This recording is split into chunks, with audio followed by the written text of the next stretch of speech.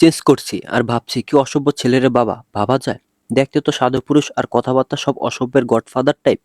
হারামিটার যদি 12টা না বাজাইছি আমার সাথে পাঙ্গা, এই কথার সাথে রাগে ফেস ফুস করছি আর নিজে নিজে বিড়বিড় করে রেডি হয়ে বেরিয়ে এলাম। ততক্ষণে কেয়া ও বেরিয়ে এসেছে। আমরা দুজনে মিলে বাইরে এসে ভাইয়াকে ডাক লাগাতেই তার পাশের ছেলেটা বাইকে বসেই মাথা পেছনে ঘুরালো। তাকে দেখে গায়ে আগুন লাগার মতো জ্বলে উঠলাম আমি। ভাইয়া ওইখানে ডাকতে সামনে এগিয়ে গেলাম। ভাইয়ার একটা বাইক আছে। এখানে দুটো বাইক দেখে ভ্রু কুঁচকে ফেললাম আমি। তারপর আরিফ ভাইয়াকে বললাম, ভাইয়া এই লোক এখানে কি করছে? আমারও প্রশ্ন, এই পেতনি এখানে কি করছে? আমি পেতনি? আপনার সাহস তো কম না। আমার বাড়িতে এসে আমার ভাইয়ার সামনে পেতনি বলছেন। আর তখন আপনি কি করছিলেন? আমার চাচ্চুর বাড়িতে আপনার কি? কারো বাড়িতে বিনা অনুমতিতে ঢুকে পড়েন, ম্যানার্স শিখেন নাই? তার উপর আবার ওয়া! আর বলার সুযোগ পেলাম না। আমি কথা শেষ করার আগে উনি জোরে ধমকে বললেন, এই মেয়ে, আপনি ম্যানার্স শিখেন নাই? বড়দের সাথে কিভাবে কথা বলতে হয়? Respect me. I am your senior বলেই ওনার ভাব নেওয়া শুরু। চুলে হাত চালিয়ে আয়নায় নিজেকে দেখছে। সিনিয়র না ছাই। তোর মতো এমন সিনিয়রকে আমি নাকে দড়ি দিয়ে ঘুরাই। হুঁ। রাগে ফুঁসতে ফুঁসতে বললাম, ইউ, আপনাকে তো আমি। দাঁত কিরমির করে বলতেই কেয়া বলল, কি করছিস বলতো? এতক্ষণ তো আমাকে খুব কথা শোনাচ্ছিলে, লেট হয়ে যাবে আমার জন্য, আর এখন এভাবে এখানে? ওকে কথা বলতে না দিয়ে নিজে বলে উঠলাম, এই, তুই চুপ করবি? এর সাথে আগে বোঝাপড়া করতে দে আমায়। ওনার সাহস কিভাবে হয় এভাবে? আবারও জোরে ধমক। আমাকে কথা শেষ করতে না দিয়েই দিলেন জোরে একটা ধমক। এবার তো মাথায় আগুন জ্বলছে আমার। এভাবে তো ক্লাসে কখনো স্যারদের কাছে ধমক খাইনি আমি। আর সহ্য করতে পারছি না। ইচ্ছে করছে একে এসিডের কুয়োতে ধাক্কা দিয়ে ফেলে দিয়ে ফ্রাই করে ফেলি। পরক্ষণে আবার নিজ মনেই ভাবলাম, এটা একটু বেশি জুলুম হয়ে যাবে না? থাক, গরম তেলে ভেজে ফ্রাই করে দিব, তখন বুঝবে মজা। মহা বজ্জাত একটা লোক। এই নিয়ে কতবার আমাকে ধমকালো। কিছু বলার জন্য মুখ খুলতেই যাচ্ছিলাম, অমনি আবার চেঁচিয়ে বলে উঠলো, বলবো আমি সবাইকে? বলবো তুমি কি করছো? উনি বাঁকা হেসে আমার দিকে ভ্রু নাচিয়ে উত্তরের আশা করছেন। আমি কপাল কুঁচকে ভাবছি, এমন কি বলতে চান উনি? প্রশ্নবোধক দৃষ্টিতে তাকিয়ে আমি। মহাশয় এবার মুখ খুললেন। বলবো যে তুমি রোজ আমার গাছের ফুল চুরি করো। এই যে কিছুদিন ধরে আমার ফুলগুলোরে কিডন্যাপ করে বয়ফ্রেন্ডকে পাচার করছো, এ কথা জানে তোমার ভাই? আমি অবাক বিস্ময়ে তাকে, এসব কি বলে এই বেটা? আমি আবার কখন ফুল চুরি করলাম? সেদিনও এই অপবাদ দিয়েছিল, আমি কিচ্ছু বলিনি। আজ তো এর একটা হেস্তনেস্ত করেই ছাড়বো। চেঁচিয়ে বলে উঠলাম, দেখুন, ভদ্রভাবে কথা বলুন। আপনি এর আগেও আমাকে চোর অপবাদ দিয়েছেন, আর এখনো দিচ্ছেন। আমি বলছি না যে আমি কোনো ফুল চুরি করিনি। আর দ্বিতীয়বার এমন বাজে কথা বললে মাথা ফাটিয়ে দেবো আপনার। তখন বুঝবেন এই কথা কি জিনিস। রাগে থরথর করে কাঁপতে কাঁপতে বলে ফেললাম, কিন্তু একটা কথা ভাবছি, কে এই ফুল চোর? একে ধরে তো শায়েস্তা করব। এর জন্য আমায় চোর বলল এই অসভ্য বজ্জাত হনুমানটা। ভাইয়া এবার রাগ দেখিয়ে বলল, তোরা থামবি গাইস? কথা, বাইকে উঠে পড়। কে তুই স্রোতের বাইকে উঠে পড়। যেই না বাইকে উঠতে যাব, তখনই খারুসটা বলে উঠল, কে আমার বাইকে? কিন্তু বাইকের গিয়ার প্রবলেম। তুই তো আবার জোরে বাইক চালালে ভয় পাস। কেয়া হন্তদন্ত হয়ে বলল, না না, আমি তাহলে তোমার বাইকে যাব না স্রোত ভাই। তুমি বরং কথাকে নিয়ে যাও। ওর আবার জোরে বাইক না চালালে নাকি বাইকে বসেনি মনে হয়? ওর মনে হয় ঠেলা গাড়িতে বসেছে। তৎক্ষণি আমাকে কিছু বলতে না দিয়ে উঠলেন, না না, আমি আমার বাইকে কোনো পেতনিকে উঠাতে পারবো না। এই পেতনি কখন আমার ঘাড় মটকে দেবে টেরও পাবো না। দেখছো না কেমন করে দেখছে? মনে হচ্ছে এক্ষুনি খেয়ে নেবে আমাকে। আমার জীবনে এখনো কত কিছু করা বাকি। এত তাড়াতাড়ি আমি কোনো পেতনির স্নেকস হতে চাই না। এখনো বউ বাচ্চা কাচ্চা কিছুই দেখা হলো না। এত জলদি উপরে যাওয়ার শখ আমার নেই। আমি অগ্নি দৃষ্টি দেখে উনি যত সব আবল তাবল বাণী শুরু করলেন। বুঝি না মানুষ এত অদ্ভুত রকমের কথা কই পায়। বাচাল একটা নাম। আমার কথা যেখানে আমি কথা বলছি না, সেখানে উনি যেন কথার জুলি খুলে বসেছে। উফ, অসহ্য।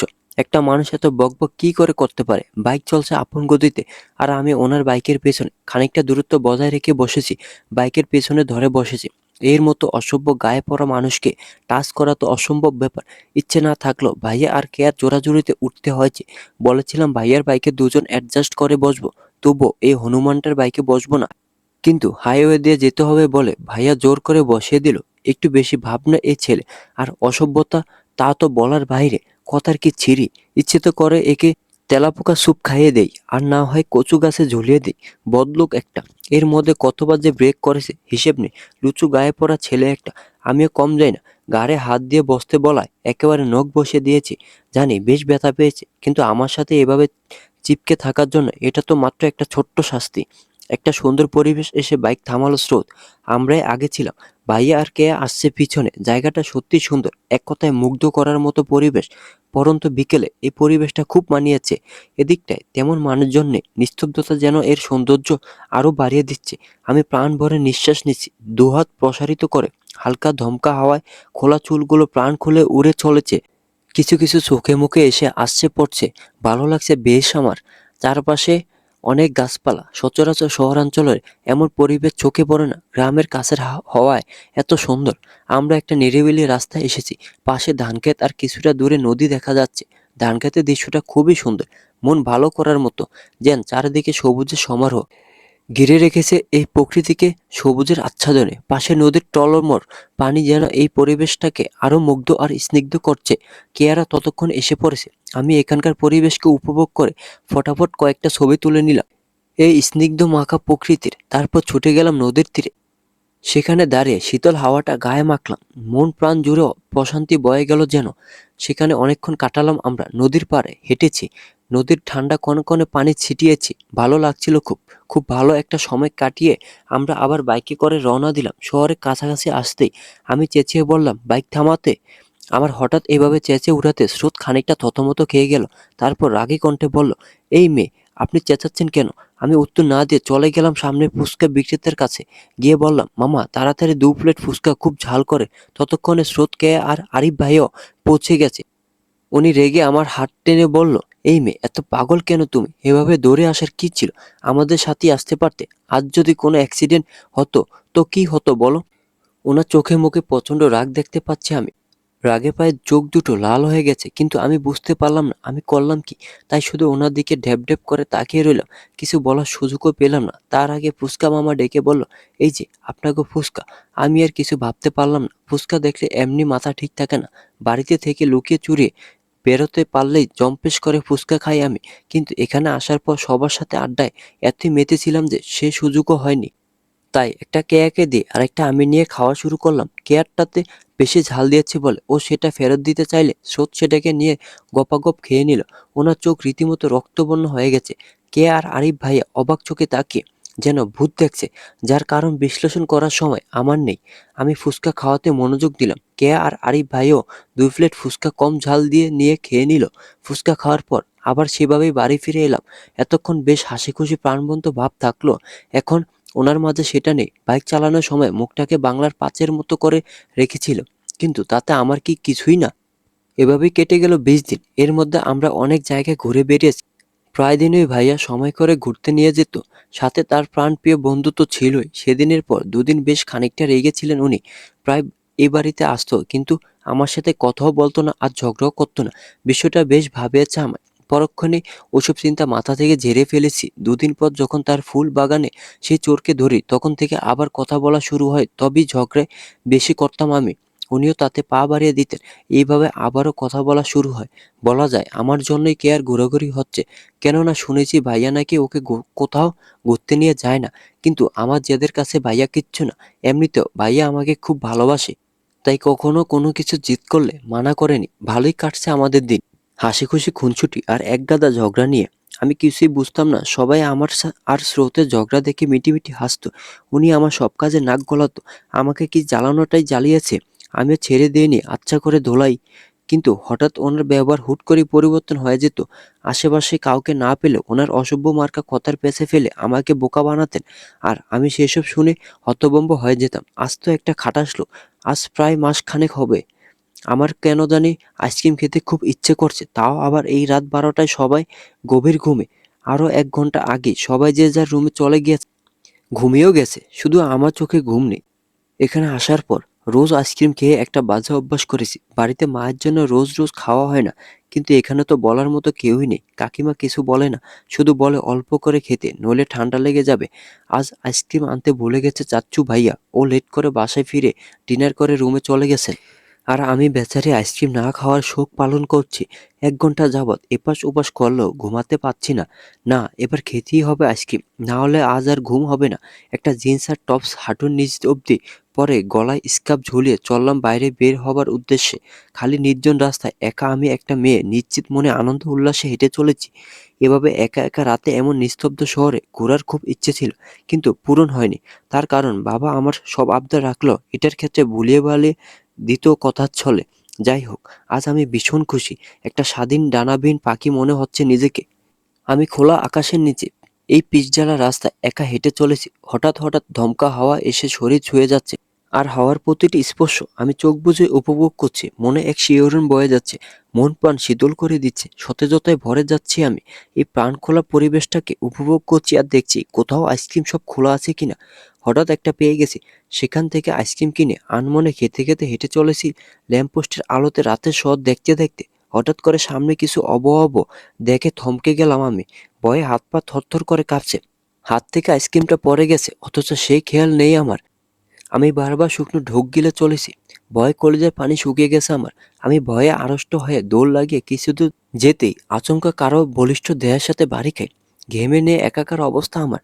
কারো বুকের সাথে ধাক্কা লাগাতে ভীত সন্ত্রস্ত চোখে চেয়ে সামনের মানুষটির উজ্জ্বল শ্যামবর্ণ গায়ের রং, চোখ দুটো বাদামি রঙে, কুচকুচে কালো ভ্রু, আর চোখে মুখে গম্ভীরতার ছাপ। মানুষটিকে দেখে হুট করে তাকে শক্ত করে ঝাপটে জড়িয়ে ধরলাম। তার শার্ট খামচে ধরেছি যাতে ছেড়ে যেতে না পারে। হঠাৎ করে চারপাশ ঝাপসা মনে হচ্ছিল, তারপরে আমি জ্ঞান হারালাম। ঢলে পড়লাম সামনের মানুষটির বুকে। বলিষ্ঠ হাতে তিনি আমাকে আঁকড়ে ধরেছে। গালে আস্তে আস্তে দুটো থাপ্পড়ের মতো মেরে ভয়ার্ত স্বরে জিজ্ঞেস করলো, কথা কি হয়েছে? এই তুমি কথা বলছো না কেন? কথা এই কথা, চোখ খোলো, ভয় পেও না, আমি আছি। আমার কোনো রেসপন্স না পেয়ে উনি উপায় না পেয়ে কোলে তুলে নিলেন। তারপর বাড়ির রাস্তায় হাঁটা লাগালে। টিপ টিপ করে চোখ খুলতেই চোখে ঝাপসা দেখলাম, আর শরীরটা বেশ ভারী ভারী লাগছিল। আবার চোখ বন্ধ করে কিছুক্ষণ পর খুলতেই সবটা পরিষ্কার দেখতে পেলাম। অনুভব করতে পারলাম আমি বিছানায় আছি।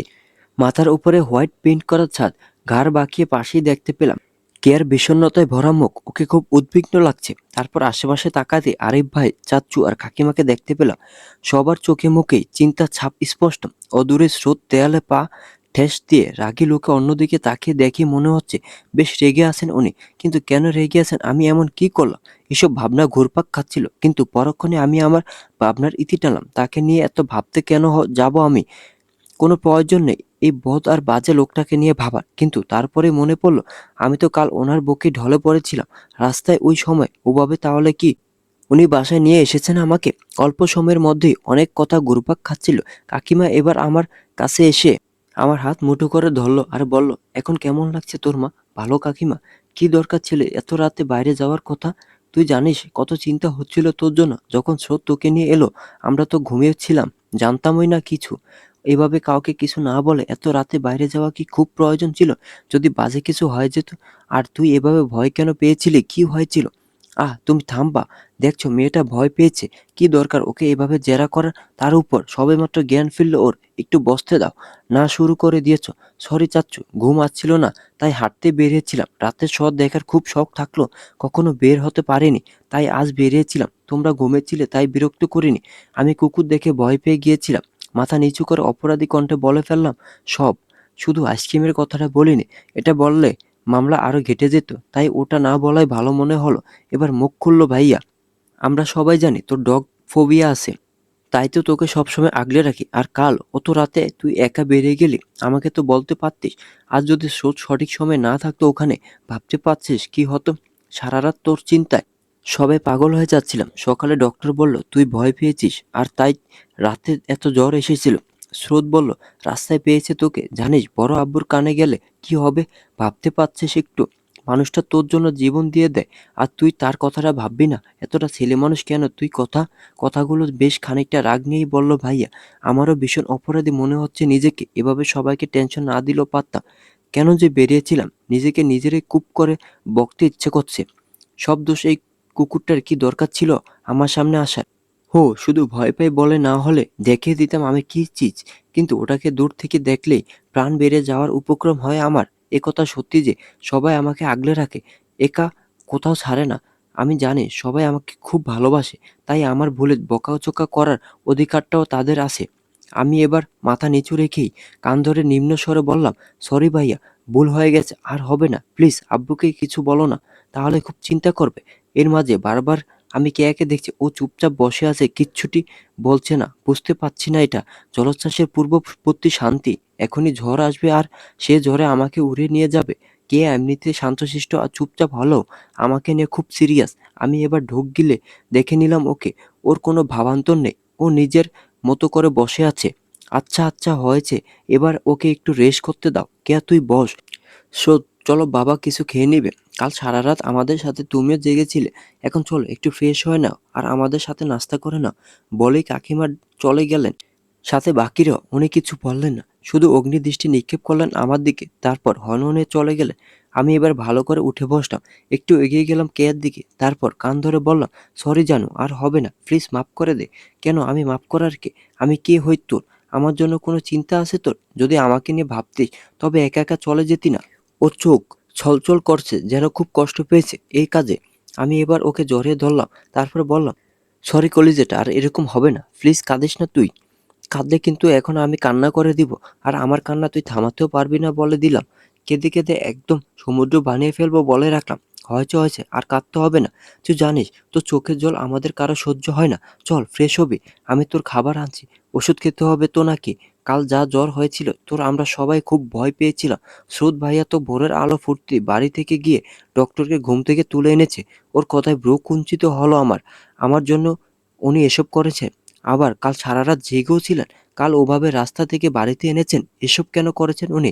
ভাবনার জগতে বিচরণ আমার পরক্ষণে। মাথায় ওনার জানে জিগের বন্ধুর এত আদরের বোন, তাই হয়তো করেছে। এমনিতে তো সারাদিন আমার সাথে লেগে থাকে। আঙ্কেল আন্টির সাথে এতদিনে ভালো সখ্যতা হয়েছে আমার। পাশাপাশি বাড়ি হতে প্রায়ই সেখানে যাতায়াত হতো। কেয়ার সাথেই যেতাম। আঙ্কেল আন্টি এত ভালো, কত ভালোবাসে আমায়। আর এই বদমাশ সারাদিন রাগায় আমায়, পায়ে পাড়া দিয়ে ঝগড়া করে। যেন আমার সাথে ঝগড়া না করলে ওনার পেটের ভাত হজম হয় না। আমাকে এভাবে ভাবনায় ডুবে থাকতে দেখে কেয়া বলল, কিরে কোথায় হারিয়ে গেলি? চল তোকে ওয়াশরুমে দিয়ে আসি, আর তোর জন্য স্যুপ নিয়ে আসি।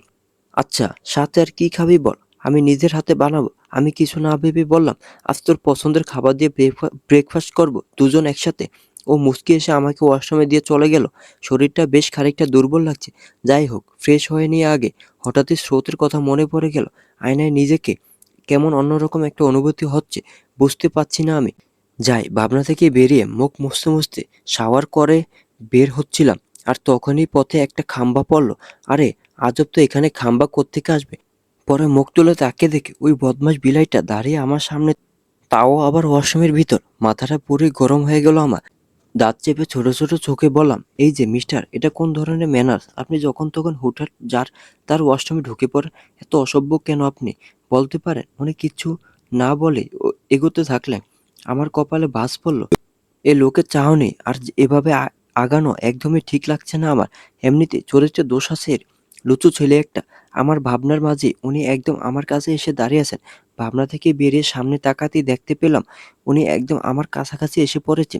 ওনার ভারী নিঃশ্বাস আমার মুখে আসছে পড়ছে। আমার নিঃশ্বাসের ঘনত্ব আর ওনার নিঃশ্বাসের ঘনত্ব এক হয়ে গভীর হয়ে উঠছে।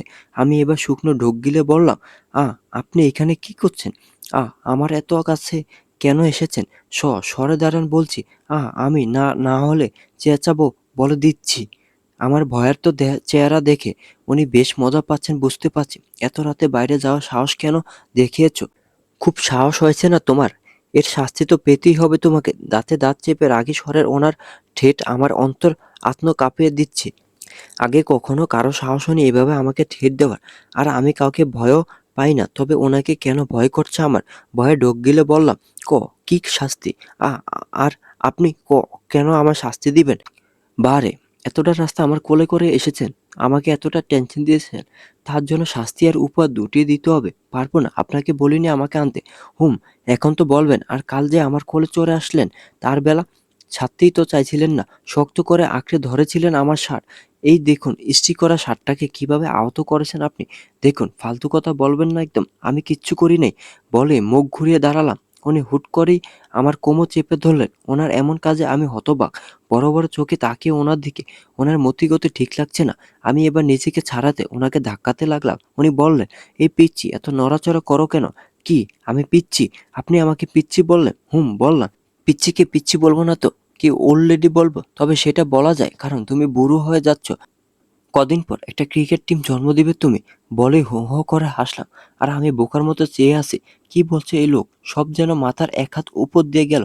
আমি এবার রেগেই বললাম, শুনুন, একদম বাজে কথা আর ফালতু কথা বলবেন না। ছাড়ুন, ছাড়ুন আমায়। দম বন্ধ হয়ে আসছে আমার। কেন? বলেই আমার দিকে আরো খানিকটা ঝুঁকে গেলেন উনি। আমি মুখ ঘুরিয়ে চোখ খিচে বন্ধ করে রেখেছি, সাথে পরনের জামা শক্ত করে খামচে ধরেছি। এই লোক আমার কাছে আসলে এক অন্যরকম শিহরণ অনুভব হয়, যা এর আগে কখনো হয়নি, কারো কাছেই না। মনের মাঝে ভালো লাগা কাজ করে আমার অগোচরেই।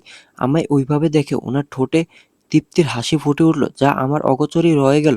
খানিক বাদে ওনার নিঃশ্বাসের আভাস না পেতেই আমি পিটপিট করে চোখ খুললাম।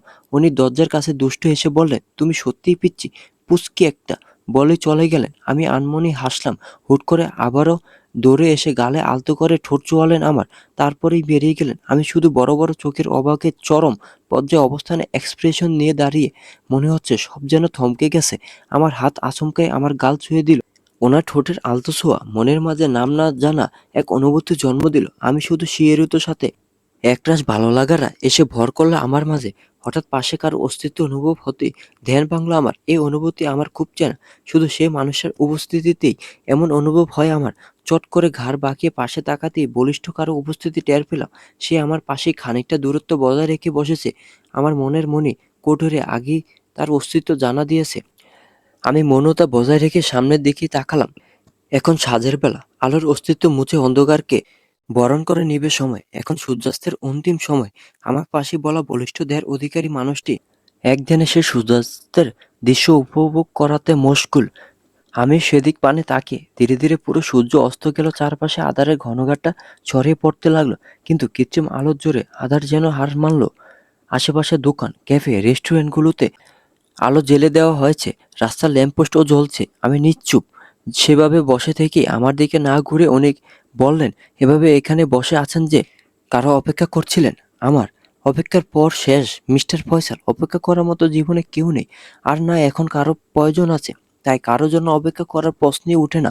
সামনের দিকে দৃষ্টি স্থির রেখে একরাশ অভিমান আর এক বুক কষ্ট নিয়ে শক্ত গলায় কথাগুলো বললাম। প্রতিদিন নিজের কষ্টগুলিকে নিজের মধ্যে সীমাবদ্ধ রাখি। আজ কেন যেন সেগুলো বেরিয়ে আসতে চাইছে। তাকে জিজ্ঞেস করতে ইচ্ছে করছে, কেন করলো সে আমার সাথে এমন? তাকে ভালোবাসতে শুরু করেছিলাম, কিন্তু সে কি আমায় বাধ্য করেনি তাকে ভালোবাসাতে? কেন এসেছিল সে আমার এত কাছাকাছি? কি প্রয়োজন ছিল আমার মনে তার প্রতি সুপ্ত অনুভূতি জন্ম দেওয়ার? কথা যদি সেদিন আমায় রাস্তা থেকে তুলে বাড়িতে আনা পর্যন্ত হতো তাহলেও ঠিক ছিল, কিন্তু সে তো সেখানে থামেনি। বারবার কাছে এসেছে আমার, বারবার তার কেয়ার আর আমার জন্য এত এত ভালোবাসা আর চিন্তার প্রকাশ ঘটিয়েছে আমার মনে। আমার ছোট্ট মন সেগুলোকেই ভালোবাসার নামকরণ দিয়েছিল, তার মাঝে নিজেকে বিলীন করেছিল, এতটাই যে সে মনে আর কারো জায়গা হয়নি, কাউকে বসাতে পারিনি। বড্ড অভিমান হচ্ছে আজ আমার। কষ্টগুলো মাথাচাড়া দিয়ে উঠছে, বেরিয়ে আসতে চাইছে, কিন্তু এটা তো হতে দেওয়া যাবে না। তাহলে আমি দুর্বল হয়ে যাব, ধরা পড়ে যাব, আমার না বলা অনুভূতিগুলো প্রকাশ পাবে। তাই বুকে পাথর বেঁধে খুব কষ্টে সামলালাম নিজেকে। সত্যি অপেক্ষা শেষ পর একদিন শেষ হয়ে যাবে, কিন্তু তা সুমিষ্ট হবে কিনা তা আমাদের জানা নেই। কিছু কিছু মানুষের জন্য অপেক্ষা করতে ভালো লাগে, জানেন তো? সেখানে এক আকাশ সমান ভালোবাসা খুঁজে নেওয়া যায়, কারণ মনের মাঝে একটা আশা থাকে একদিন অপেক্ষা শেষ হবে। আপনি কার জন্য অপেক্ষা করছেন? আপনি তো আপনার ভালোবাসার মানুষটিকে জীবনসঙ্গী হিসেবে পেয়েছেন। হ্যাঁ, এটা অনেক দুঃখের বিষয় যে আপনাদের জীবনের বাকি পথ একসাথে চলা হলো না, কিন্তু সবার ভাগ্যে তো তাও থাকে না। সবার ভাগ্যে ভালোবাসা থাকে না মিস্টার ফয়সাল। সবাই আপনার মতো ভাগ্যবান হয় না। ঠিকই বলেছেন, সবাই ভাগ্যবান হয় না। ভালোবাসা মানুষটিকে এক মহাকাশ সমান ভালোবেসে তাকে না পাওয়ার যন্ত্রণায় রোজ জ্বলতে হয়, তাকে হারানোর দহনে রোজ পুড়তে হয়। সে এতটা কাছে থেকেও নিজেদের মাঝে দূরত্ব বড্ড অসহায় করে দেয়, যেটা সবাই বোঝে না। আর না, না সবার বোঝার ক্ষমতা আছে। ওনার কথায় ওনার দিকে পূর্ণ দৃষ্টিতে তাকালাম আমি। বুঝতে পারছি না ওনার কথার মর্মার্থ। সব মাথার উপর দিয়ে সাই করে উড়ে গেল। তবে একটা জিনিস স্পষ্ট, আর সেটা হলো তার মনে বিশাল কষ্টের পাহাড় জমেছে। কিন্তু কেন? সে কেন এত কষ্ট পাচ্ছে? হয়তো তার স্ত্রীর জন্য, কিন্তু কথাগুলো এভাবে কেন বলল? আর কেনই আমার কাছে অন্যরকম এক স্রোতকে দেখতে পাচ্ছি। উনি সবসময় হাসিখুশি আর প্রাণোজ্জ্বল ছিলেন, আর আজ তা সম্পূর্ণ অন্য রূপ দেখছি। হয়তো সবটাই নিজ ইষ্টের জন্য। ছোট একটা দীর্ঘশ্বাস বেরিয়ে এলো ভিতর থেকে। কষ্টগুলো কান্না হয়ে ঝরে পড়তে চাইছে, কিন্তু চুপই ছিলাম। কি বলবো, বলার মতো কিছু নেই। উনি আবারও নীরবতা ভেঙে জিজ্ঞেস করলেন, কাকে ভালোবাসতেন? আমাকে ভালোবাসার মতো কেউ ছিল না। আর আমার কথা না হয় নাই। বললাম, ভালোবাসা পেতে ভাগ্য বা যোগ্যতা লাগে, সেটা হয়তো আমার ছিল না। তাই আমি একা। আর আমার একাকিত্বেই আমি পরিপূর্ণ। আমার নির্লিপ্ত জবাব। উনি অবাক চাহনি দিলেন আমার এমন বক্তব্যে। তাচ্ছিল্য হেসে বললেন, ভুল বললেন। একাকিত্ব কাউকে পরিপূর্ণ করতে পারে না।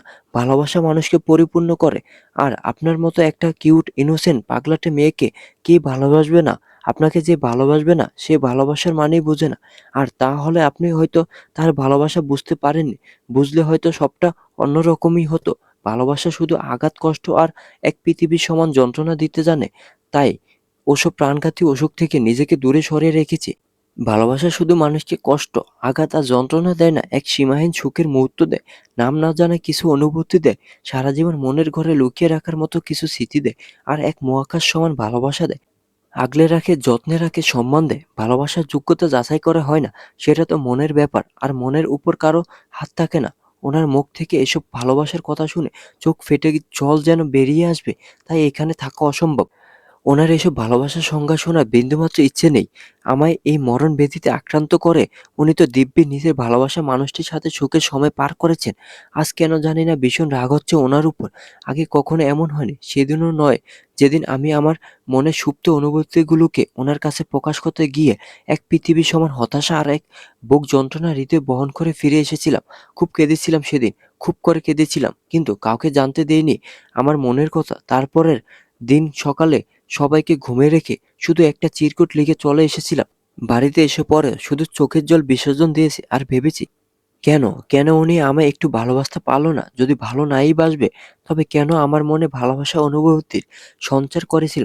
কেন এক অজানা অচেনা অনুভূতির সাথে পরিচয় করালেন উনি কেন? তারপর পরেই চলে আসি এত দূরে। আমার জেদের কাছে হার মেনে বাবাও রাজি হয়েছিল। যে বাবা তার মেয়েকে নিজের চোখের আড়াল করতো না, সে বাবা বাধ্য হয়ে রাজি হয় আমাকে এত এত দূর পাঠাতে। কারো সাথে যোগাযোগ ছিল না, এমনকি প্রাণপ্রিয় কাজিন বেস্ট ফ্রেন্ডের সাথেও না। কেউ কোনোদিন বুঝতে পারেনি আমার মনে স্রোতের জন্য কিছু আছে। কাউকে জানাইনি। আমার মনের খবর নিজের মধ্যে রেখে গুমড়ে গুমড়ে মরেছি।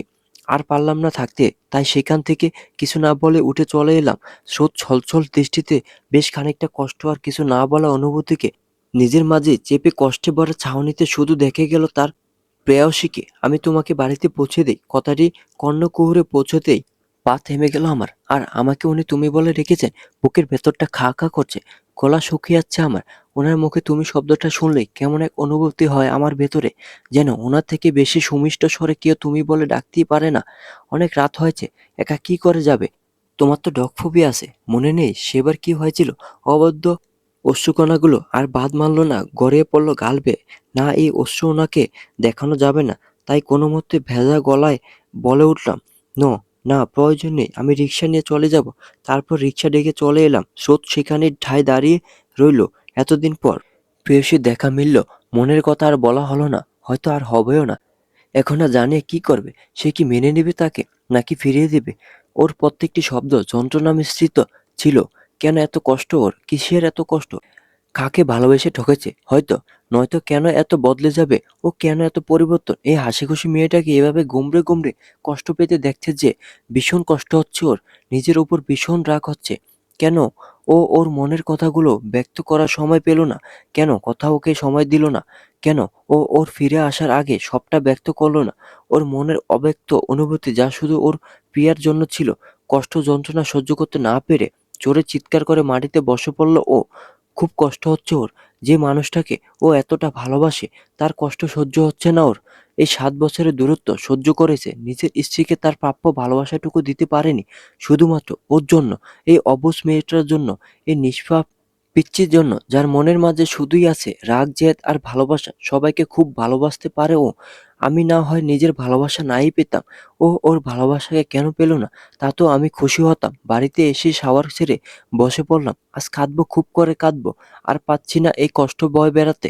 অজানাই তার প্রতি ভালো লাগা আর ধীরে ধীরে ভালোবাসতে শুরু করেছিলাম। আর এখনো অবিরাম ভালোবেসে যাচ্ছি। এ ভালোবাসা কখনো ফুরানোর নয়। কখনোই না। ব্যালকনিতে বসে আছি ভেজা চুলে, আর অপরদিকে ফুল গাছগুলোর দিকে তাকিয়ে আমার মনের মতো আমার ব্যালকনিতেও তার রাজত্ব চলে। আগে ফুল গাছ ভালো লাগলো, সেভাবে গাছ লাগানোর মতো ইচ্ছে হয়নি।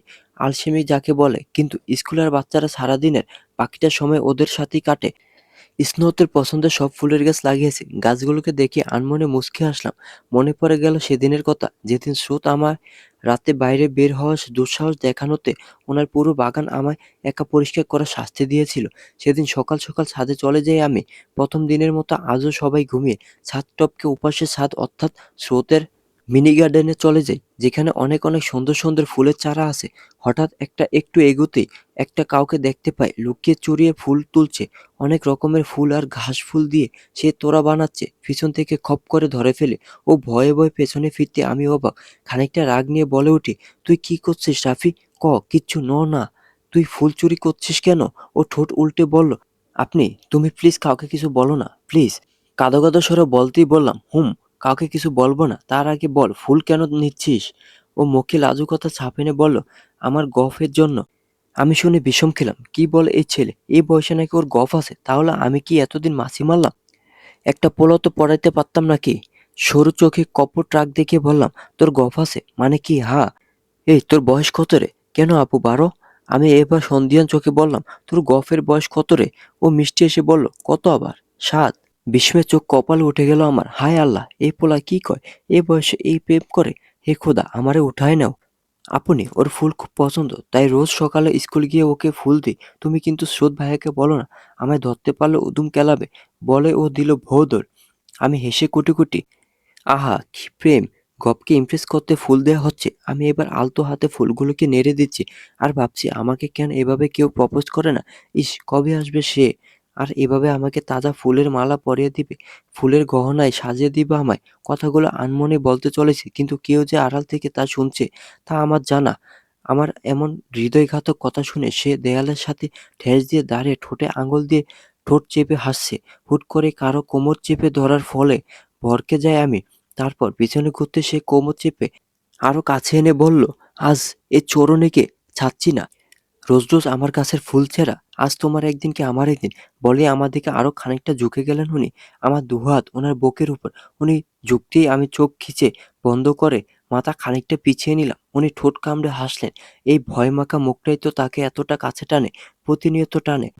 এই মানুষটা যে তার খুব প্রিয়, তার মনের খুব কাছে, তার মন গহীনে বসবাস তার।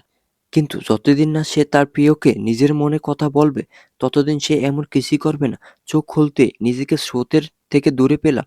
উনি 2 পা পিছিয়ে গিয়ে বললেন, চোরুনি, বলো তো, তোমায় ফুল চুরি কি শাস্তি দেওয়া যায়? আর এই মেয়ে, তুমি চুরি করার জন্য আমার সবকিছুই পাও, তাই না?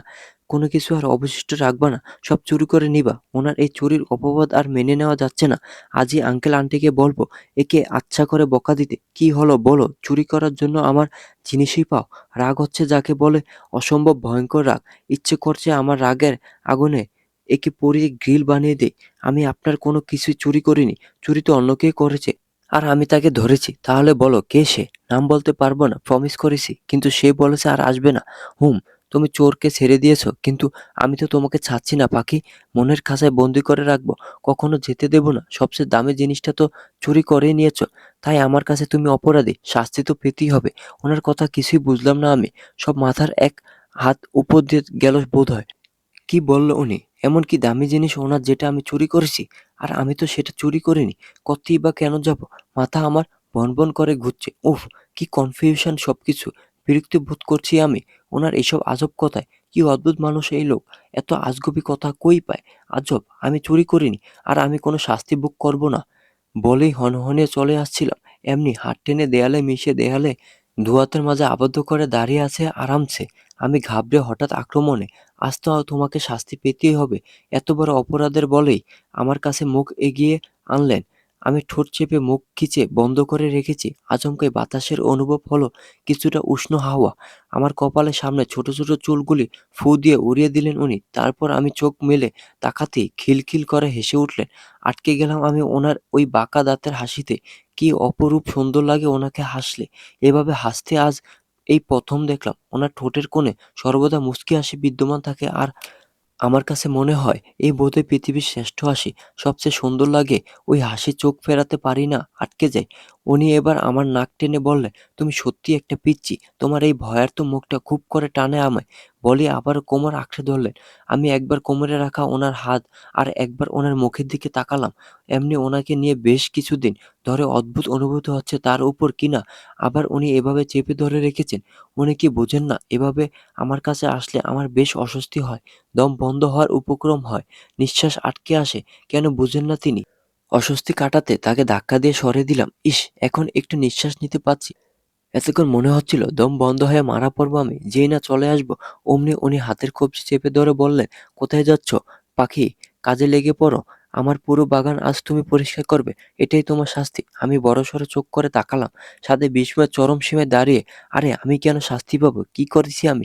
উনি আবার আমাকে কিছু না বলতে দিয়ে নিজেই বললেন, সেদিন রাতে ওভাবে বাইরে একা যাওয়ার দুঃসাহস দেখিয়েছো, তুমি তার শাস্তি। তাছাড়া তোমার মতো আটার বস্তাকে বয়ে আনতে গিয়ে আমার অবস্থা নাজেহাল। হাত দুটো ব্যথা হয়ে গিয়েছে। আমার জীবনে আমি এত বোঝা কোনোদিন টানিনি। আম্মুর ছেলেকে দিয়ে তুমি অনেক খাটিয়েছো। আম্মু জানতে পারলে কি হবে ভাবছো? তার সোনার টুকরো ছেলে আমি। এই হ্যান্ডসাম ছেলেটার প্রেসার হাপ করে পাগল প্রায় অবস্থা করেছো, তার শাস্তি। সবকিছু শাস্তি পাবে তুমি, তবে সেটা সঠিক সময়ে। এখন শুধু সময়ের অপেক্ষা। সময় মতো সুদে আসলে সব শোধ তুলবো। করবো না আমি? ঠিক আছে, তাহলে প্রস্তুত থেকো। কিসের জন্য? কিসের জন্য? একটা টাইট কিসের জন্য? তাও আবার লিপ টু লিপ। কি? অবাক বিস্ময়ে চক্ষু যেন আমার অগ্নিগোলক থেকে বের হয়ে গেল। এই লোক এসব কি বলে, হ্যাঁ? পাগল টাগল হলো নাকি? না আবার নেশা টেশা করেছে? দেখো, নিজের মাথা থেকে অদ্ভুত সব ভাবনা ভেবে কাজে লেগে পড়ো, না হলে কিন্তু তুমি জানো আমি যা বলি তাই করি। করবো নাকি শুরু হম? বলো বলো। এই লোকের আজে বাজে কথায় কান গরম হয়ে গেল আমার। কান দিয়ে ধোঁয়া বেরোচ্ছে। ইচ্ছে করছে কাঁচা চিপে খেয়ে ফেলি। হা হা, সময় হলে খেও। কেউ কিছু বলবে না। তোমারই তো। এখন কাজে লেগে পড়ো। ফটাফট কাজ না করলে কিন্তু খবর আছে। বলো, যা বলেছি করে দেখাবো।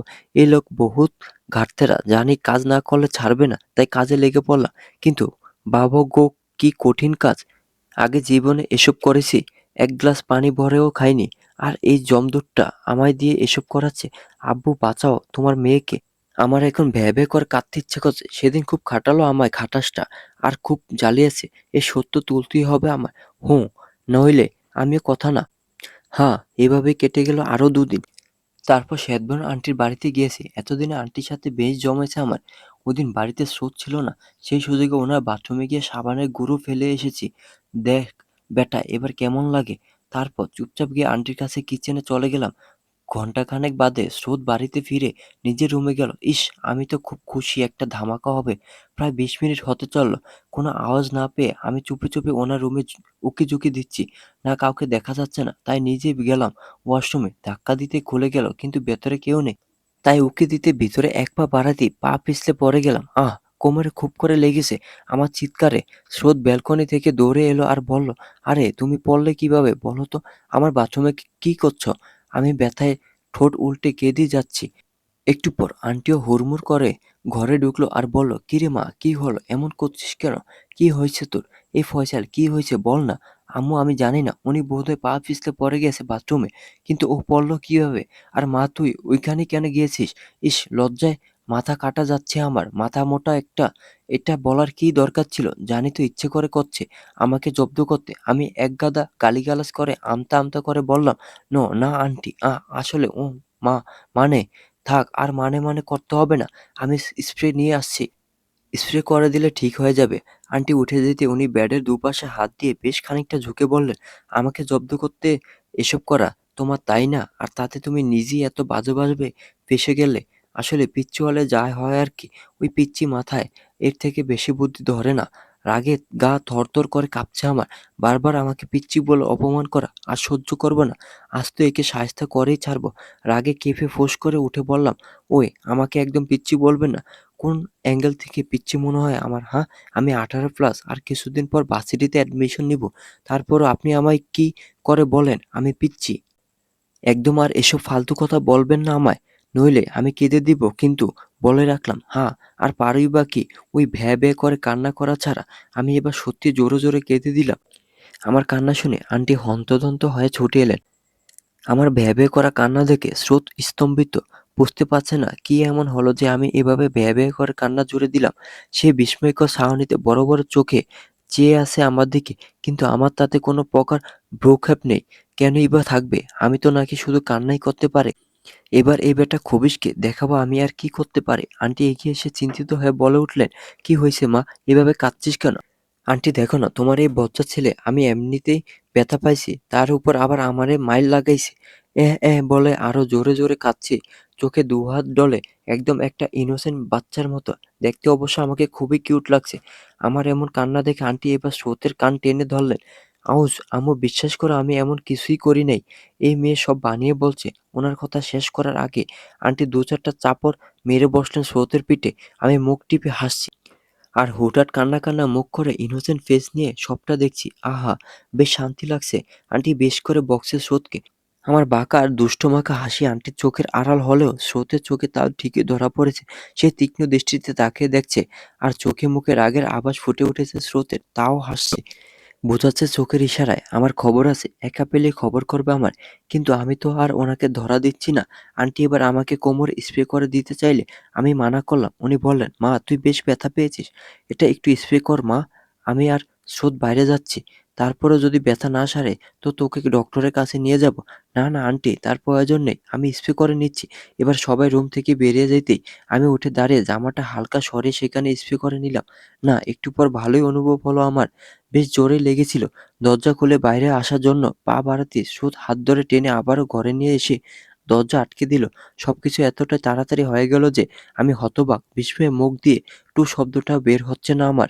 আমি অবাক চোখে তাকিয়ে উনি এবার আমার দিকে এক পা এগোতে হুম ফিরল আমার।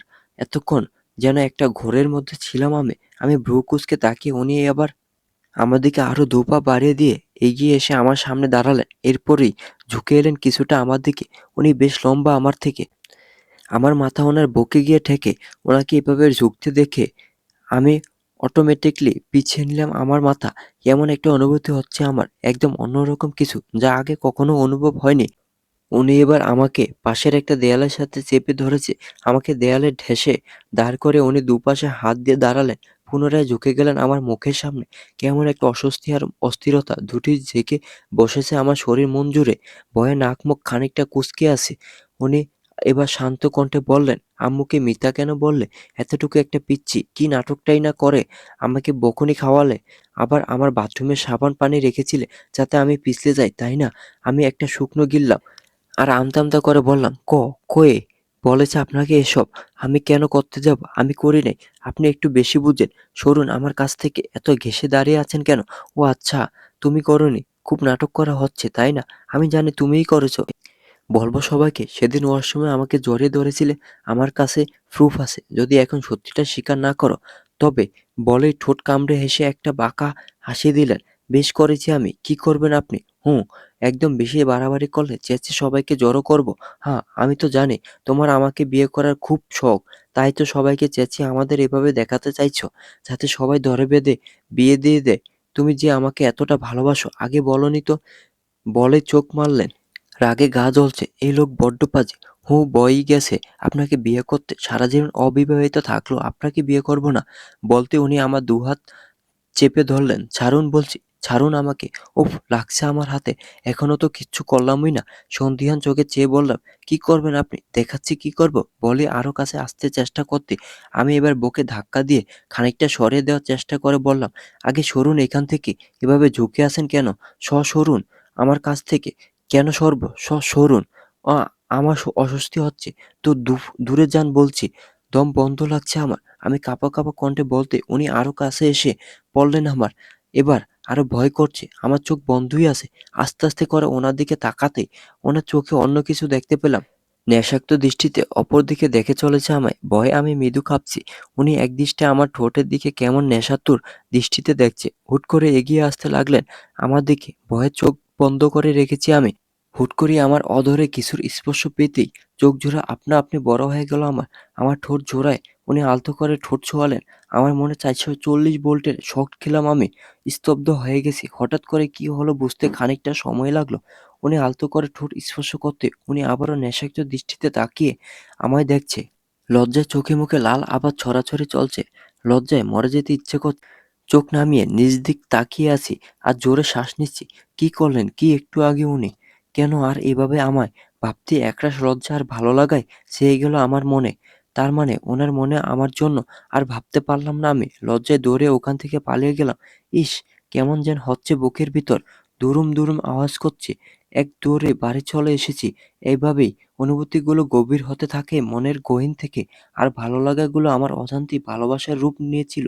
তাই একদিন ভেবে নিয়েছিলাম যে আমি আমার মনের কথা বলে দিব ওনাকে। বর্তমান রাস্তা দিয়ে হাঁটছি আর আনমনে ভাবছি কি করব আমি। আরো কিছুদিন কেটে গেছে। এখন প্রায় শুভর সাথে দেখা হয়। ওই বাচ্চাটার দিকে তাকালে ভীষণ কান্না পায়। মাহারা সন্তান। ভাবছি আমি বারবার ওনার সামনে এভাবে পড়তে ভীষণ অস্বস্তি হচ্ছে। আমি আর পারবো না, কিছুতেই পারবো না এখানে থাকতে। আর এখন তো রোজ রোজ দেখা হবে। শুভকে আমারই স্কুলে ভর্তি করেছেন স্রোত। আর এখন থেকে রোজ ওনার সাথে দেখা হয়। আমাকে এখান থেকে ফিরে যেতে হবে। যে অতীতকে পিছনে ফেলে এসেছিলাম সে বারবার আমার সামনে কেন চলে আসছে? আর পাচ্ছি না নিজেকে সামলে নিতে। তাই সিদ্ধান্ত নিলাম আমি আমার জবটা ছেড়ে বাড়ি ফিরে যাব। এখানে থাকা অসম্ভব আমার পক্ষে। আজ সকাল থেকে আমার মনটা কেমন যেন হচ্ছে। কিছু ভালো লাগছে না। সব কেমন অস্থির লাগছে। কোথাও মন টিকছে না আমার। ভালো লাগছে না কিছু। চলে গেলাম আমি প্রিন্সিপাল ম্যামের রুমে। ম্যাম আসবো?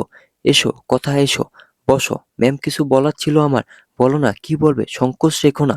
ম্যাম আসলে আমি আর জবটা করতে পারছি না। আসলে আমাকে বাড়ি ফিরে যেতে হবে। কেন কথা? হঠাৎ চলে যাওয়ার সিদ্ধান্ত কেন নিলে? আমাদের এখানে আর ভালো লাগছে না। না ম্যাম, সেরকম কিছুই না। আমি আসলে বাড়ি ফিরে যেতে চাইছি। বাবা মায়ের শরীরটা বেশি একটা ভালো যাচ্ছে না। অনেক তো হলো, তাই ফিরে যেতে চাইছি। আচ্ছা, তুমি যখন সিদ্ধান্ত নিয়েই নিয়েছো, আমি আর আটকাবো না। নতুন করে সবটা শুরু করো। নিজের জীবনটাকে সাজিয়ে নাও। তা কবে যেতে চাইছো তুমি? আর কিছুদিন থেকে যাও না। সামনের সপ্তাহে যেতে চাইছি ম্যাম। আজ ভালো লাগছে না ক্লাস করাতে। আজ বাড়ি যেতে চাই। আচ্ছা ঠিক আছে, তোমার ক্লাস করানো লাগবে না। তুমি বাড়ি গিয়ে রেস্ট নাও। আসি ম্যাম। এসো, বলেই বেরিয়ে এলাম। ম্যামের বলা কথাগুলো কানে বাজছে। নতুন করে সবটা শুরু করো, জীবনটাকে সাজানো। কিন্তু সম্ভব কি? সেটা সম্ভব নয়। ভেতরে থেকে একটা দীর্ঘশ্বাস ছেড়ে বেরিয়ে এলাম আমি। হাঁটতে হাঁটতে রাস্তায় দেখা মিলল আঙ্কেলের।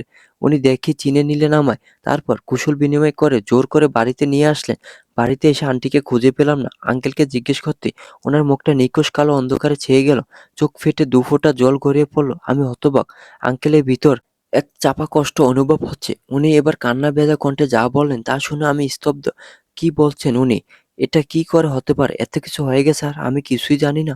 টপ টপ করে জল গড়িয়ে পড়ছে। আমার গাল বেয়ে পাচ্ছি না মেনে নিতে। কি করে মেনে নিব সবটা? এতটা ধোঁয়াশা কেন ছিল? কেন হলো এমন পরিণতি? কেন গল্পটা এভাবে পাল্টে গেল? চরিত্রগুলো বদলে গেল শুধুমাত্র আমার বোকামির জন্য। একটা ভুল, ৭-৭টা বছরের দূরত্ব, সবটা আমার জন্য হয়েছে। আমি দায়ী ছিলাম। ওনাকে ভুল বুঝছি। চোখে যা দেখেছি তাই বিশ্বাস করেছি। এটা ভাবিনি সব দেখা সত্যি হয় না। কিছু চোখের দেখা মিথ্যে হয়। যেমন এখন আমার নিজেকেই নিজের মিথ্যে মনে হচ্ছে। আমার পুরো পৃথিবীটা যেন মিথ্যা মনে হচ্ছে। ডায়েরিটা নিয়ে নিচে বসে পড়লাম আমি। আমার জীবনের সবচেয়ে বড় সত্যিটা আজ সামনে এলো। তার মানে এতদিন আমার ধারণা মিথ্যে ছিল। আমি ভুল ছিলাম। আমি একাই শুধু জ্বলিনি পুড়িনি, আমার সাথে আরো একজনকেও প্রতিনিয়ত জ্বালিয়েছি, পুড়িয়েছি। নিজেকে শুধু কষ্ট দিইনি, আরো একজনকে দুঃখের সাগরে ভাসিয়েছি। এতটা ভালোবাসা ছিল ওনার মনে, আমি কখনো ভাবতে পারিনি। উল্টে ভুল বুঝেছি আমি তাকে। মরে যেতে ইচ্ছে করছে। এতগুলো জীবন নষ্ট করেছি আমি। সব আমার জন্য হয়েছে। আমি দায়ী সবকিছুর জন্য। অজরে কেঁদেই যাচ্ছি আমি। আঙ্কেল নিজের চোখের জল মুছে দরজার আড়াল থেকে বেরিয়ে গেলেন। মেঝেতে বসে কাঁদছি আমি। কিছুক্ষণ আগের ঘটনা। আঙ্কেলের কথা শুনে আমি স্তব্ধ হয়ে বসে রইলাম। চোখ থেকে টপটপ করে পানি ঝরছে। বাঁচাতে পারিনি তাকে। অনেক চেষ্টার পরও কাঁপা গলায় জিজ্ঞেস করলাম, কি হয়েছিল আঙ্কেল? আন্টি হঠাৎ করে কেন এমন হলো?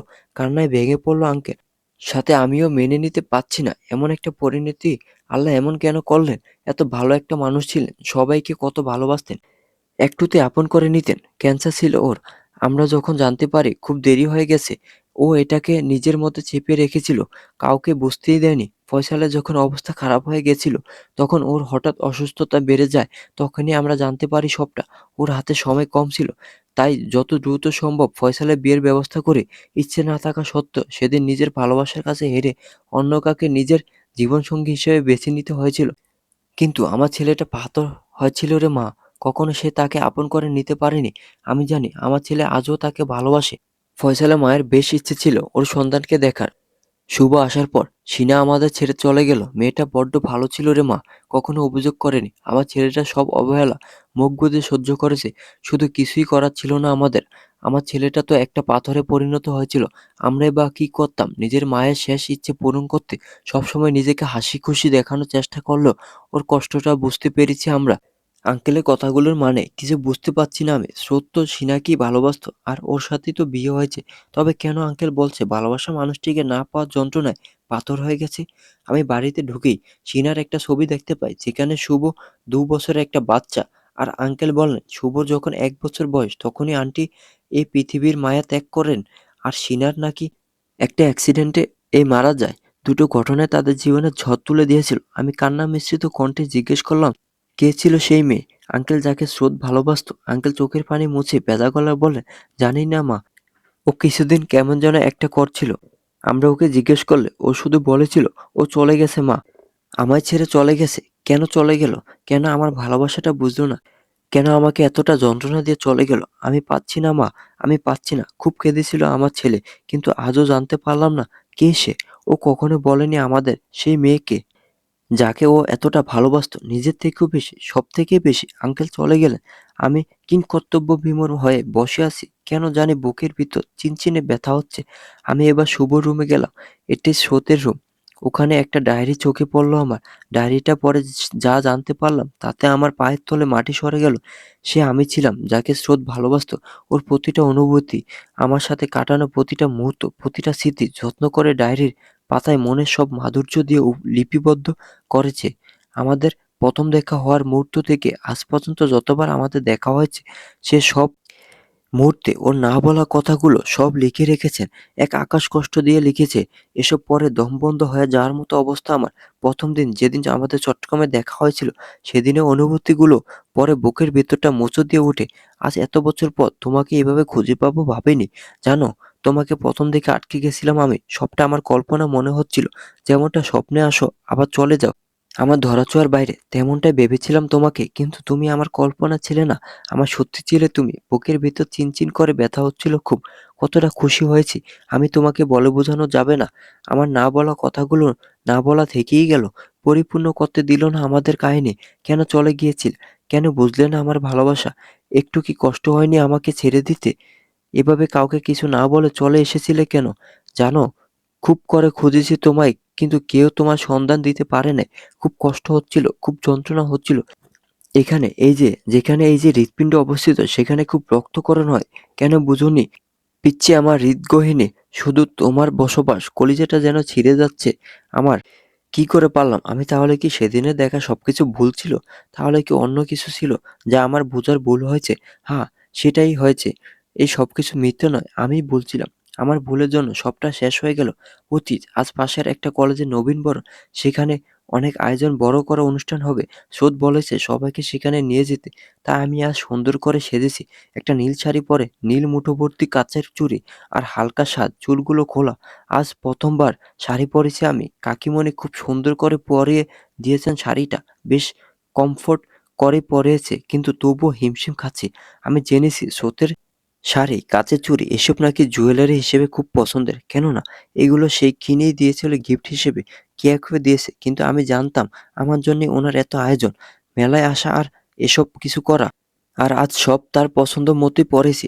তার মনের মতো করে সেজে উপস্থিত হই সেই কলেজের সামনে। কিন্তু সেখানে গিয়ে যা দেখতে পাই তাতে যেন আমার মাথার আকাশ ভেঙে পড়ে। স্রোত সিনা নামের একটা মেয়েকে প্রপোজ করছে। এই দৃশ্য দেখে মুহূর্তে চোখ খোলা হয়ে এলো আমার। চোখের জল আটকে রাখার বৃথা চেষ্টা করিনি। আর যত্নে দিয়েছি তাকে অঝোরে। শেষ মুহূর্তে যখন স্রোত তাকে খুশিতে গদগদ হয়ে জড়িয়ে ধরল, তখন আর নিজেকে সামলাতে পারিনি। ছুটে চলে যাই সেখান থেকে। অঝোরে কাঁদছি আর দৌড়াচ্ছি।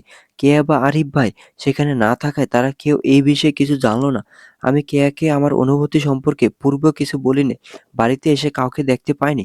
ভালোই হয়েছে কেউ কিছু জানবে না। দৌড়ে নিজের রুমে গিয়ে অঝোরে কাঁদছি। কিছুক্ষণ পর কেয়ার পায়ের আওয়াজ শুনতে আমি উঠে বাথরুমে গিয়ে দরজা আটকে শাওয়ার ছেড়ে অঝোরে কাঁদছি। চোখে জল যেন বাঁধ মানছে না। যেন এক সমুদ্র অশ্রু আমার আঁখিতে ভর করেছে। পাক্কা ২ ঘন্টা পর বেরোলাম। বেরিয়ে কাউকে পেলাম না। এতক্ষণ কেয়া ডাকাডাকি করলো, কোনো প্রত্যুত্তর করি নাই। একসময় কাঁথা গায়ে ঘুমিয়ে পড়লাম। গায়ে জ্বর থাকলেও কাউকে বুঝতে দেয়নি। সেদিনের পর স্রোত রেগেছিল কথার উপর। কেন কথা এলো না? কত কিছু প্ল্যান করেছিল সে, এভাবে সবটা নষ্ট করে দিল। সে তো জানে কথার মনে তার জন্য ভালোবাসা আছে, কথা চোখের ভাষা সে পড়েছে, তবে কেন এলো না সে? কি এমন হলো যে এলো না? তাই সে রেগে 3 দিন কারোর সাথে কথা বলেনি, খায়ও নি। এভাবে কেটে গেল 2 দিন। কথা কাউকে কিছু বুঝতে দেয় না, তার মনের মাঝে উথাল-পাথাল করে চলা হরের আভাস কাউকে পেতে দেয় না সে। শুধু নীরবে অশ্রু বিসর্জন দেয় আর ভাবে, কেন আপনি আমায় এভাবে কাছে টেনে নিলেন? কেন ঠকালেন আমায়? ভালো যখন বাসেনই না, তবে কেন তার অনুভূতিগুলোকে আমার মাঝে সঞ্চার করেছিলেন? কেন আমায় ভালোবাসা নামক মরণ ব্যাধিতে আসক্ত করেছেন? খুব কষ্ট হচ্ছে আমার, খুব জ্বলছে, পাচ্ছি না আর পাচ্ছি না। চলে যাব আপনার থেকে দূরে, সবার থেকে দূরে। সুখে থাকবেন আপনি, নিজের ভালোবাসার মানুষটির সাথে। ভুলতে পারবো না আপনাকে, কিন্তু এই কিছুদিনের স্মৃতি আঁকড়ে সারা জীবন বাঁচবো। ভালো থেকো ভালোবাসা। কাউকে কিছু না বলে বাড়ি ফিরে আসে কথা। রাগ কমলে আর কথাকে না দেখে থাকতে না পেরে ছুটে যায় স্রোত। আরিফদের বাড়ি, কিন্তু সেখানে যা জানতে পারে তাতে মনে গভীর ক্ষত সৃষ্টি হয়। নিজেকে সামলাতে চাইলেও পারে না সে। সবার সামনে সামলে নিলেও বাবা মায়ের সামনে দুর্বল হয়ে পড়ে। স্রোতের এমন অবস্থা দেখে অবস্থা খারাপ হয়ে যায়। সে জানতো তার ক্যান্সারের কথা, ওষুধ নিলেও স্বামী সন্তানকে জানতে দেয়নি তার অসুস্থতার কথা। তারা জানলে কষ্ট পাবে, তাই কথাকে তার খুব পছন্দ ছিল। মনে মনে কথাকে নিজের পুত্রবধূ করে বাড়িতে তুলবে ভেবেছিল, কিন্তু তা আর হলো না। স্রোতের অবস্থার সাথে মায়ের অবস্থাও খারাপ হয়। সেই অজানা মেয়েটির সম্পর্কে জানার চেষ্টা করলেও তারা কিছুই জানতে পারে না। ততদিনে স্রোত একটা পাথরে পরিণত হয়। মায়ের অবস্থা বেগতিক দেখে সে মায়ের জন্য বুকে পাথর চেপে বিয়ে করে নেয়, কিন্তু সে শিনাকে ভালোবাসতে পারে না। শিনা তার ফুফাতো বোন, তার সাথে সেদিন প্র্যাকটিস করছিল, আর তখনই কথা দেখে ফেলে। নিজের ইচ্ছের বিরুদ্ধে শুধুমাত্র মায়ের শেষ ইচ্ছে তার সন্তানকে শেষ নিঃশ্বাস ত্যাগের আগে দেখতে চাওয়ার ইচ্ছে পূরণ করতেই সে তার স্ত্রীর সাথে সম্পর্কে লিপ্ত হয়। আর তখনই জন্মগ্রহণ করে শুভ, কিন্তু সে কোনোদিনে আর শিনার কাছে যায়নি, তাকে ভালোওবাসেনি। আর শিনাও মুখ বুজে সবটা সহ্য করে নেয়, কারণ সে জানে স্রোতের ভালোবাসার গভীরত্ব ঠিক কতটুকু। তাই সে নীরবে সবটা সহ্য করেছে, মেনে নিয়েছে। হুট করে কিছু একটা মনে পড়তে উঠে দাঁড়িয়ে দৌড়ে বেরিয়ে এলাম। রাস্তার কাছে আসতে ওপারে স্রোতকে দাঁড়িয়ে পড়তে দেখে দৌড়ে রাস্তার পার হওয়ার সময় হুট করে কিছু একটা ঘটলো, কিন্তু আমার মস্তিষ্ক ফাঁকা। কি হলো বুঝে উঠতে পারলাম না আমি। আমার হুঁশ ফিরতে স্রোত বলেই চিৎকার দিলাম। দৌড়ে গিয়ে ওর মাথাটা নিজের কোলে তুলে চিৎকার করে কাঁদছি, আর স্রোতকে ডেকে চলেছি। স্রোত, কি হলো? উঠুন না প্লিজ, চোখ খুলুন প্লিজ, আমাকে বকুন। স্রোত, আপনাকে এত কষ্ট দিয়েছি, এতটা আঘাত দিয়েছি, শান্তি দিন আমায়, প্লিজ উঠুন, আমাকে আর এভাবে শাস্তি দিবেন না। রক্তাক্ত শরীর, নিথর দেহ, মুখটা ফ্যাকাশে হয়ে গেছে, সাদা শার্টটা রক্তে ভিজে গেছে। আমার শরীরটা স্রোতের রক্তে মাখামাখি। আমার চিৎকার করে আর্তনাদ করছি। আশেপাশে অনেক মানুষের ভিড়। শুভ কাঁদছে, তার বাবা শরীর ঝাঁকিয়ে। আস্তে ধীরে পিটপিট করে চোখ খুলে স্রোত মুখে ম্লান হাসি দিয়ে আমার দিকে দৃষ্টি নিক্ষেপ করে খুব কষ্ট করে করুণ স্বরে থমকে থমকে বলে উঠল, ও, অনেক কিছু বলার ছিল আমার তো তোমায়, কিন্তু দেখো, বলার সুযোগটাই পেলাম না। তার আগেই তোমাদের থেকে বিদায় নিতে হচ্ছে। না, বলা অনুভূতিগুলো না বলাই রয়েই গেল। অভিমান, অভিযোগগুলো আর বলা হলো না। তোমাকে নিয়ে হৃদয়-গহীনে সাজানো স্বপ্নগুলো পূরণ হলো না আমার। আমি অঝরে কেঁদে যাচ্ছি। প্লিজ এসব বলবেন না। আমাকে ক্ষমা করে দিন, আর শাস্তি দিও না আমায়। আমি পারবো না। একটা ভুল সবকিছু শেষ করে দিতে পারে না। 7-8টা বছর আমি এই যন্ত্রণাকে বুকের মাঝে লুকিয়ে রেখেছিলাম। আল্লাহর কাছে প্রার্থনা করেছি তোমার ভালো থাকার। আজ তোমাকে পেয়েও হারাতে পারবো না আমি। আর পারবো না। কিছুই হবে না তোমার স্রোত। প্লিজ তুমি চোখটা খুলে রাখো। প্লিজ কেউ একটা গাড়ি আনুন। ওকে হসপিটালে নিতে হবে। আশেপাশে সবার থেকে সাহায্য চাইছি আর আর্তনাদ করছি। ভয়ের তো চোখে এদিক ওদিক তাকাচ্ছি। হারানোর ভয় গ্রাস করছে আমার মনকে। ভয়ে হাত পা কাঁপছে। হিতাহিত জ্ঞান নেই আমার। স্রোত তার রক্তমাখা হাত আমার গালে ছোঁয়ালেন। আলতো ছুঁয়ে বললেন, আমার পিচ্চিটার কান্নামাখা মুখ সহ্য হয় না আমার। একটু হাসো পিচ্চি, শেষ বিদায়ের বেলায় তোমার হাসি মুখটা দেখতে চাই আমি। দিবে না আমাকে উপহার হিসেবে তোমার ওই ঘায়েল করা স্মাইল, যা আমার হৃদয়কে কত হাজারবার ক্ষতবিক্ষত করেছে। আমি আরো জোরে কেঁদে দিলাম। তার হাতটা আঁকড়ে ধরলাম আমার গালে। আমার একটা কথা রাখবে কথা। নিষ্প্রাণ দৃষ্টিতে তাকালাম স্রোতের ম্লান মুখের দিকে। একটু ঠোঁটে মুচকি হাসি। আমার হাতটা ধরে শুভর হাতটা টেনে আমার হাতে তুলে বলল, বাবা আর শুভর খেয়াল রেখো। ও আমার অংশ, আমাকে ওর মাঝে খুঁজে পাবে। আমাকে শেষ বিদায়ে তোমার হাসিটুকু নিয়ে পরপারে পাড়ি দেওয়ার সুযোগ দাও। না চাইতে আলতো হাসলাম। বাবা অনেক আগে স্রোতের অবস্থা দেখে স্তব্ধ হয়ে গেছেন। প্রেশার লো হওয়াতে অবস্থা খারাপ তার। উনি আমায় টেনে আমার কপালে আলতো চুমু দিলেন, মুখে প্রাপ্তির হাসি বললেন, জানো পিচ্চি, আমার শেষ ইচ্ছে ছিল অন্তত শেষ যাত্রা যেন একবার হলো তোমার দেখা পাই, আমার মনের কথা বলতে পারি। আল্লাহ আমার দোয়া কবুল করেছে। অস্পষ্ট সুরে বললেন, ভালোবাসি পিচ্চি, খুব ভালোবাসি আমার পাখিটাকে। হয়তো এইটাই শেষ, আর কখনো বলা হবে না আমি ভালোবাসি তোমায়। একটা হেসকি দিয়ে উঠলেন। আমি ওভাবেই থমকে গেলাম। তার বুকে মাথা দিয়ে শুয়েছিলাম। হিতাহিত জ্ঞান শূন্য পাথরে রূপান্তরিত আমি। মা, কারো শান্ত শীতল কণ্ঠে ভাবনার সুতো ছিল। মা, বাবার কথা খুব মনে পড়ছে তাই না? খুব মিস করছো তাই না? শুভ আমাকে পিছন থেকে জড়িয়ে ধরেছে। চোখ থেকে দুফোঁটা পানি গড়িয়ে পড়ল গাল বেয়ে। শুভ সন্তর্পণে সে পানি মুছে দিল। আজ পুরো 15 বছর কেটে গেছে। শুভ এখন 20 বছরের যুবক। বেশ বুদ্ধিমান সে। সবসময় সবটা খেয়াল থাকে তার। সবটা আগলে রাখে। এমনকি আমাকেও। এই বয়সে সেই আমার ভরসা, আমার একমাত্র অবলম্বন, যাকে ঘিরে আমার পৃথিবী। আমি বেঁচে আছি ওকে বুকে আগলে। মা না হয়েও মা হওয়ার সুখ পেয়েছি আমি। স্রোতের অভাবও সে পূরণ করেছে। ওকে দেখলে স্রোতের প্রতিবিম্ব ফুটে ওঠে যেন। সেই সময়ের যুবক স্রোতকে দেখতে পাই আমি। মা ছেলে মিলে আরো কিছুক্ষণ সময় নীরবতায় কাটালাম। সন্ধ্যায় খাওয়া শেষে রুমে এসে ব্যালকনিতে চলে এলাম। হ্যাঁ, বেঁচে আছি আমি। আমার স্রোতের আমানতকে বুকে আগলে বেঁচে আছে। তাকে প্রতি মুহূর্তে অনুভব করে বেঁচে আছি। আমার প্রতিটা নিঃশ্বাসে সে বেঁচে আছে। ভালোবাসা কখনো মরে না। সে বেঁচে থাকে প্রেমিক প্রেমিকার মনের অন্তঃস্থলে। ভালোবাসার কখনো মৃত্যু হয় না। সে তো অমর। ভালোবাসার মানে শুধু চাহিদা নয়, দৈহিক পাওয়া নয়। ভালোবাসার গভীরত্ব অনেক। ভালোবাসা মনের প্রশান্তি। নিজেকে একজন নির্দিষ্ট কারো কাছে সঁপে দেওয়া, তার মাঝে বিলীন হওয়া, বিলুপ্ত হয়েও তাতে মিশে থাকা। মনের মাঝে অদ্ভুত একটা সুখানুভূতি হয় যখন কেউ প্রেমে পড়ে।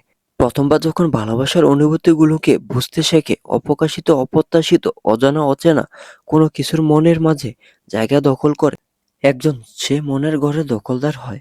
তার সাজানো পৃথিবীতে শুধু তার বসবাস থাকে। তার মনের ঘরে শুধু সেই মানুষটির রাজত্ব বিরাজ করে। তার শহরে অন্য কারো প্রবেশ নিষিদ্ধ হয়। সে তো নিজেকে হারিয়ে ফেলে। আমিও হারিয়েছি আমার স্রোতের মাঝে। আর কিছুই পাওয়ার আকাঙ্ক্ষা নেই আমার। আমার অপেক্ষা কবে শেষ হবে জানি না। আমার অপেক্ষা তার প্রহর গুনতে গুনতে নিঃশেষ হয়েও শেষ হলো না। হয়তো মৃত্যুই এই অপেক্ষা শেষ প্রহর হবে। যার প্রতীক্ষায় আমি দিন গুনছি, সে হয়তো আর ফিরে আসবে না। হয়তো আর ভালোবাসি বলবে না। তবে আমি মিশে আছি তাতে, সে বেঁচে আছে আমার প্রতিটি নিঃশ্বাসে। বন্ধুরা, আজকের গল্পটি এখানেই শেষ। যদি গল্পটি ভালো লাগে তাহলে ভিডিওটি লাইক করুন। আর গল্প সম্পর্কে কোনো মতামত জানানো থাকলে ভিডিওতে কমেন্ট করতে পারেন। আর এরকম আরো অনেক সুন্দর সুন্দর গল্প পাওয়ার জন্য আমার চ্যানেলটি সাবস্ক্রাইব করে বেল আইকনটি বাজিয়ে রাখুন। ধন্যবাদ।